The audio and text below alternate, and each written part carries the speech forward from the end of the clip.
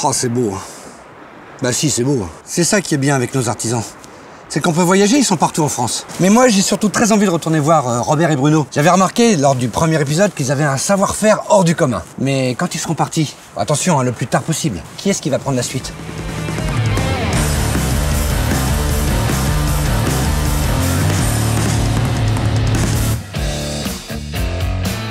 Je m'y ferai jamais. On se sent tellement petit. Oui, alors pour ceux qui n'ont pas vu l'épisode 1 sur les caves de bière, je vous invite à cliquer sur le lien dans la description. Vous mettez la vidéo en pause, mais après vous revenez. Hein. Ah bah Bruno, Robert, vous tombez bien.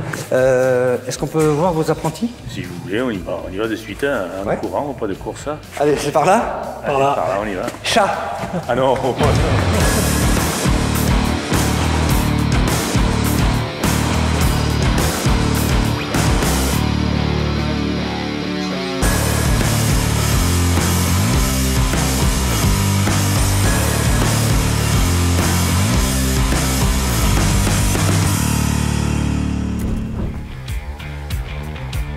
Depuis que je suis petit, je suis un manuel. La métallurgie, c'est ce qui m'a attiré le plus. Pour moi, c'était un peu un honneur d'entrer là-dedans et de pouvoir rénover ces cuves. Et on voit pas ça tous les jours, en fait. J'ai fait une mention soudeur et avant, j'ai fait un CAP sur les métalliers. J'ai entendu parler de son entreprise qui avait un titre champion du monde et c'est l'opportunité de venir ici.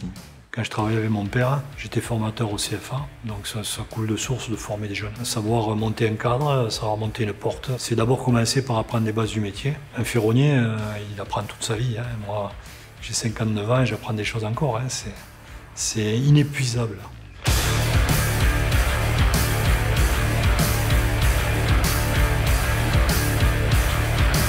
Déjà, il y a l'observation qui est très importante pour moi, mais aussi le fait de demander, que ce soit au patron ou aux ouvriers, comment faire telle chose. L'apprentissage, c'est ce qu'il y a de mieux, je pense. Nous, on n'est pas derrière une machine qui est complètement automatisée, donc il faut faire très attention. Donc il y a d'abord ce stage d'observation, et puis au fur et à mesure qu'ils vont avancer, ils apprendront à manipuler les machines-outils. C'est comme ça qu'ils apprendront. Il va m'expliquer, il va me montrer, il va me mettre à l'épreuve, et s'il voit qu'il y a quelque chose qui ne va pas, il va me rectifier.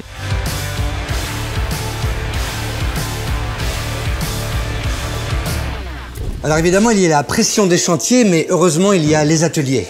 Un endroit qui permet de répéter ses gammes, qui rassure et où on peut grandir à son rythme.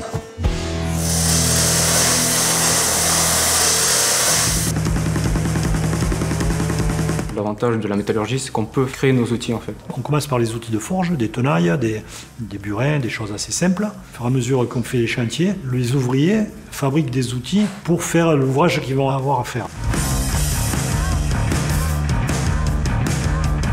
On retrouve des ouvrages millénaires qui sont encore en place. Donc moi, j'espère que si après mon neveu, il y a une suite, qui pourront dire c'est les anciens qui l'ont fait. C'est Robert Massieutte qui l'a fait. Quand on fait un ouvrage, nous, il est pour la vie. Mais essayer de créer des choses différentes, pas de faire de la reproduction. C'est ce qui peut être intéressant et qui va sauver le métier. On peut, à partir de rien, on peut faire de tout. Et ça m'a plu. Bon, maintenant, je vais les laisser un petit peu tranquilles et je vais continuer mon tour de France. Ça chauffe, hein.